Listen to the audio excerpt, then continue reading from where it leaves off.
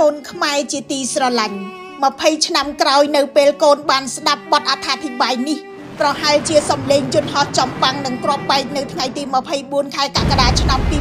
2025បានក្លាយជារឿងមួយនៅក្នុងសៀវភៅប្រវត្តិសាស្ត្រខ្មែរទៅហើយប៉ុន្តែចំពោះមនុស្សជំនាន់យើងនាពេលនេះ24កក្កដាឆ្នាំមុនមិនមែនជារូបភាពចាស់ក្នុងបណ្ណសារហើយក៏មិនមែនជារឿងដែលគេនិទានដែរវាជាថ្ងៃដែលមេឃខ្មែរត្រូវបានគេបំពេញដីខ្មែរត្រូវបានយោធាថៃវាយប្រហារហើយប្រជាជនខ្មែរបានរត់គេចចេញពីផ្ទះរបស់ខ្លួនទាំងទឹកភ្នែកថ្ងៃនោះសំឡេងផ្ទុះបានបំបែកភាពស្ងប់ស្ងាត់តាមព្រំដែនប្រែក្លាយជាការតតាំងបង្ហូរឈាមដ៏អូសបន្លាយកុមារខ្មែរដែលធ្លាប់កាន់សៀវភៅបែរជាត្រូវកាន់ដៃឪពុកម្ដាយរត់រោគទីសុវត្ថិភាព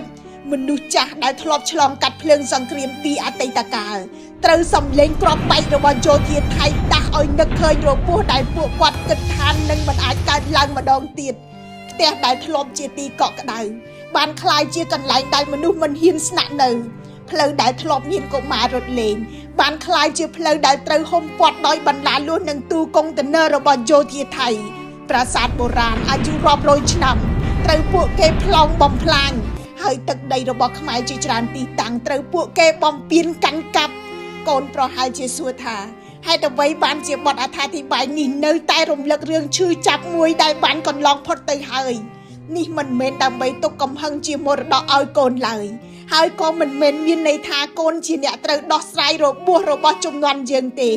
ជំនាន់យើងមិនអាចទុកបញ្ហាឲ្យកូនទេយើងត្រូវទុកកម្ពុជាមួយដែលរឹងមាំជាងមុនដល់កូនក្នុងគ្រោះថ្នាក់នេះយើងបានឃើញថាខ្មែរអាចស្រឡាញ់ខ្មែរបានខ្លាំងប៉ុណ្ណាអ្នកមានធនធានបានបរិច្ចាគអ្នកមានកម្លាំងបានជួយដឹកជញ្ជូនអ្នកមានចំណេះដឹងបានជួយពន្យល់ការពិតហើយអ្នកនៅជួរមុខបានឈរធ្វើជាជញ្ជាំងការពារទឹកដីបើទោះបីជាដឹងថាជីវិតរបស់ខ្លួនអាចរលត់នៅគ្រប់ពេលក៏ដោយ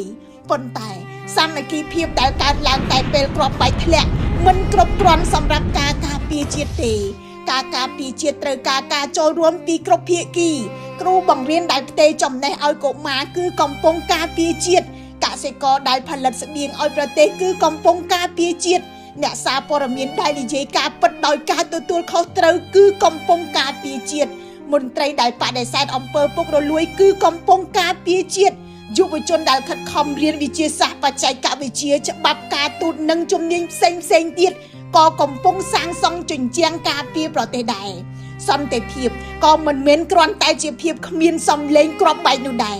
សន្តិភាពគឺជាសង្គមដែលមានយុត្តិធម៌សាលារៀនដែលបង្កើតអ្នកចេះដឹងពិតប្រាកដមន្ទីរពេទ្យដែលមានគុណភាពនិងគុណធម៌និងស្ថាប័នដែលបម្រើប្រយោជន៍ជាតិលើសប្រយោជន៍បុគ្គលអធិបតេយ្យភាពគឺនៅពេលប្រទេសមួយមានសេដ្ឋកិច្ចរឹងមាំមានវិទ្យាសាស្ត្រនិងបច្ចេកវិទ្យាមានកងកម្លាំងដែលមានសមត្ថភាពមានការទូតដែលគេគោរពនិងមានប្រជាជនដែលដឹងថាប្រយោជន៍ជាតិសំខាន់ជាងការឈ្នះគ្នាឯង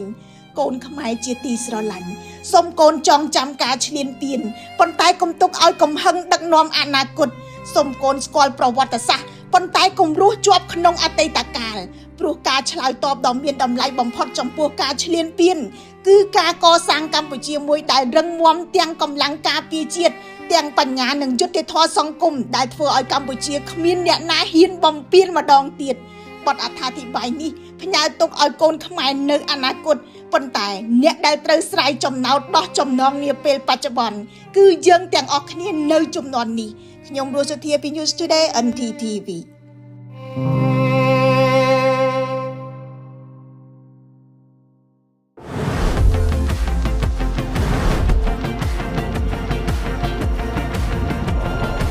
Let's go. The new Ford Territory.